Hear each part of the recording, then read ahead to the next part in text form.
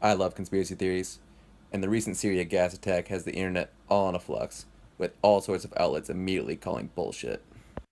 This is just another contrived attempt for the US military industrial complex to start another perpetual war funded by the American tax dollar, sacrificing the lives of innocent civilians, all to push the agenda of a few war hawks and neocons. It's disgusting. I can't address all the concerns, and I want to make it clear that I have no problem with the conspiratorial mind, and in fact, I think a healthy skepticism towards the conventional narratives pushed by the media or Facebook are good for democracy. But I can provide a little insight related to the plausibility of such an attack just using a few simple chemical transport equations.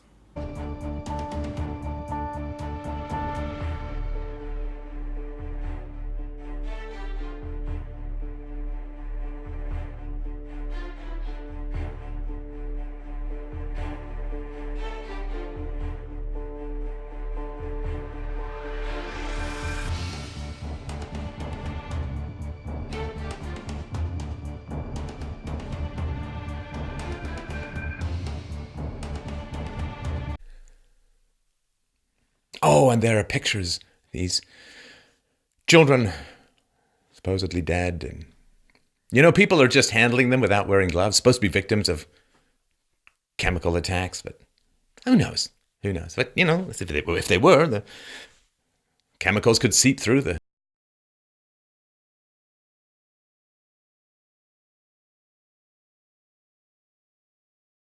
See in the above picture, the white helmets are handling the corpses of people without sufficient safety gear, most particularly with the masks mostly used, as well as no gloves.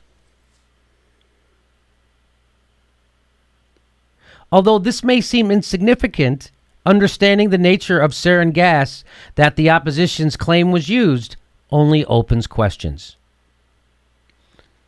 So these are the white helmets. And they're picking up these people who are supposed victims of sarin gas. And that would be dangerous to do it like that. You're supposed to have gloves on. They don't have the...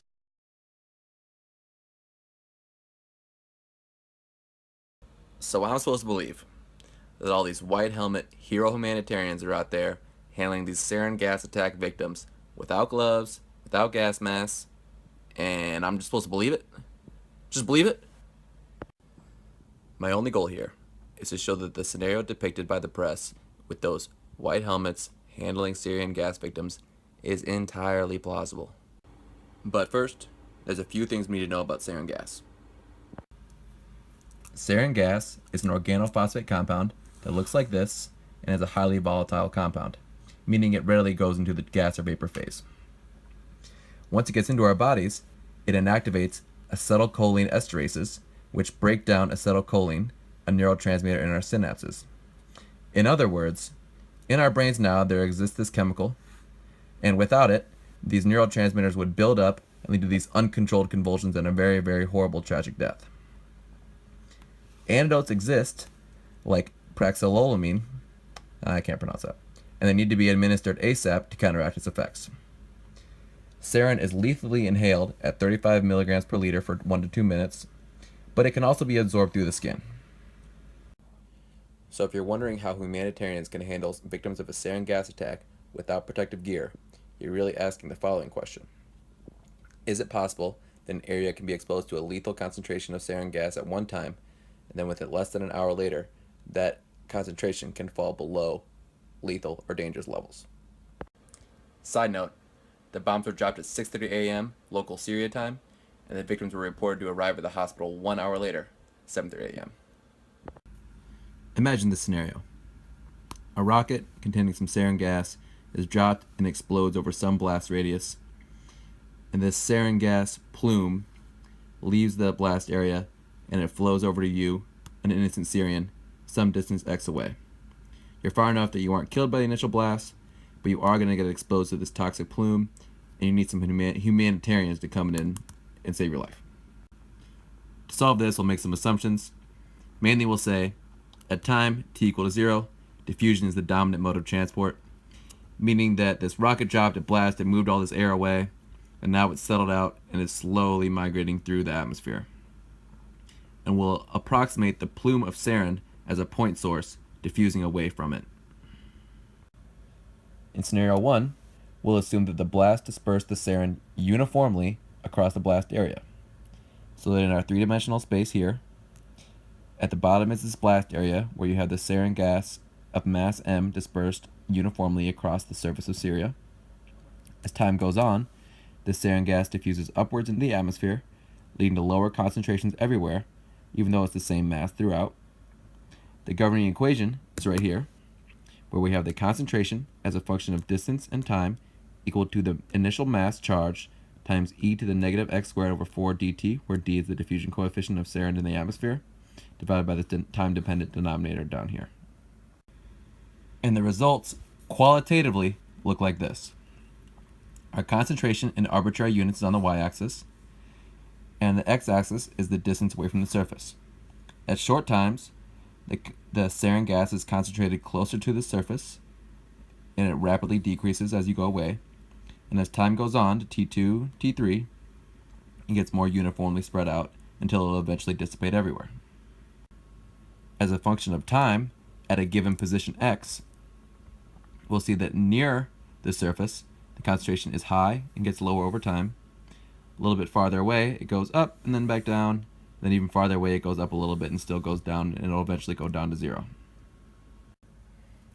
In scenario 2, the plume is going to diffuse in 3D, either towards or away from our poor Syrian here. So that at t equal to 0, you have this concentrated plume of sarin gas. We have our Syrian, and as time goes on, it'll disperse, but it'll expose this poor guy into, or child, or woman, to sarin gas at varying concentrations with respect to time, in the same manner as before, but we'll get a little bit different results. Alright, I get it. Math is boring. All you need to know is that when you're talking about gases, the concentration reaches a maximum early on, or alternatively, close to the source, then it decreases from there due to diffusion. Anyone who's been in a closed room next to somebody who farted has experienced this scenario firsthand. But what is important is that with gases like sarin, the diffusion coefficient is about 0.1 centimeter squared per second. So that the time scale of this concentration decrease is very rapid, maybe on the order of a few minutes, no problem. In one dimension, so we have these gases at the surface are fusing up into the atmosphere, it'll drop to 38% of the initial concentration after only 10 minutes. In 3D, it goes down to 7% of the initial concentration after only 10 minutes, which is plenty enough time for the humanitarians to come in and save the poor Syrians. But how can you know that the diffusion rates perfectly match the response time of the humanitarians so that they're just fine? No. Reasonable point.